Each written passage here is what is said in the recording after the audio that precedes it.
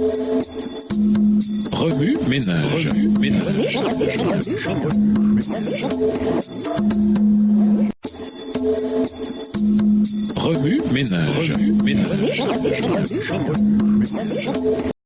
Bienvenue à votre émission Remue ménage. Nous voilà à la leçon 3, le dessein divin. Nous vous invitons à lire les chapitres 1 et 2 du livre de la Genèse. Introduire l'athée qui croyait. Connu pour son honnêteté intellectuelle, ses nombreux écrits et ses débats animés, le philosophe britannique Anthony Flew était autrefois admiré par les universitaires et les athées du monde entier. À l'âge de 15 ans, Flew avait conclu qu'il n'y avait pas de Dieu. Après avoir étudié la philosophie, il est devenu professeur à Oxford et dans plusieurs autres universités anglaises. Pendant cette période, Flew s'est fait connaître pour son athéisme académique rigoureux. En 2004, alors âgé d'un peu plus de 80 ans, Flew a fait une révélation surprenante qui a provoqué une onde de choc dans les milieux philosophiques et scientifiques. Onde de choc dont les répercussions se font encore sentir aujourd'hui. Lors d'une interview avec le Dr Gary Habermas, Flew a révélé qu'il croyait désormais en l'existence d'un concepteur intelligent.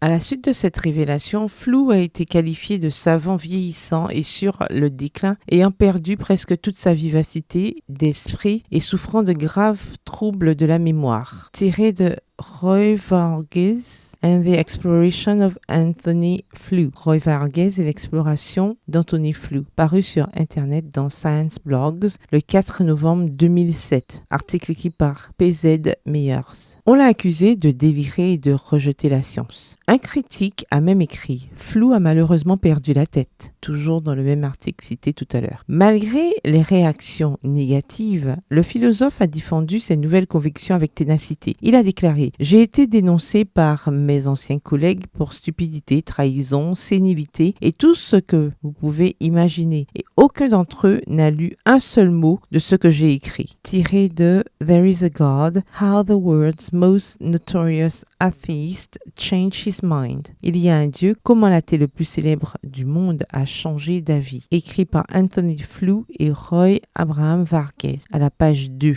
Qu'avait fait Flew pour provoquer un tel tollé? Il avait simplement changé d'avis. Autrefois athée, très influent, Flew était devenu l'une des personnes qu'il avait autrefois raillées, un croyant en Dieu. Ses anciens collègues et admirateurs étaient choqués, consternés, voire furieux. Qu'est-ce qui a fait qu'Anthony Flew change d'avis au sujet de Dieu? Il a lui-même déclaré « Bien que j'ai autrefois été très critique sur l'argument de la conception, j'en suis depuis venu à comprendre que lorsqu'il est correctement formulé, cet argument constitue un argument convaincant en faveur de l'existence de Dieu. » Flew a été convaincu par l'argument théologique qui défend l'existence de Dieu sur la base de preuves d'une conception dans le monde physique. Flew a cité la complexité et l'ordre de l'univers comme facteurs importants dans son passage de l'athéisme à la croyance en Dieu. Dans son livre, il explique que les progrès de la science, en particulier dans les domaines de la physique et de la biologie, l'ont amené à conclure que le concepteur intelligent était la meilleure explication à la complexité et à l'ordre observé dans l'univers.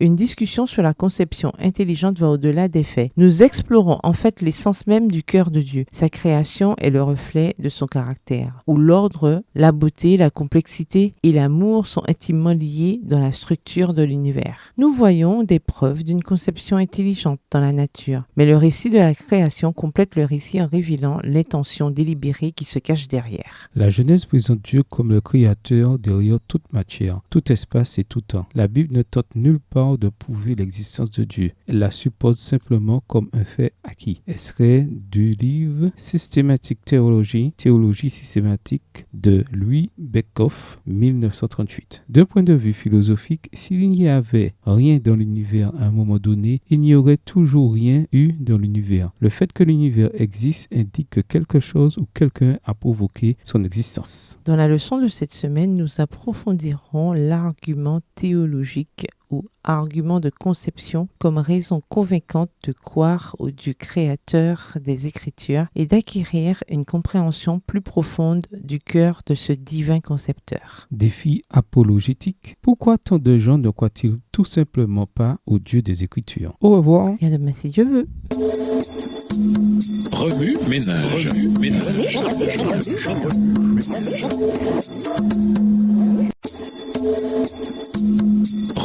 ménage.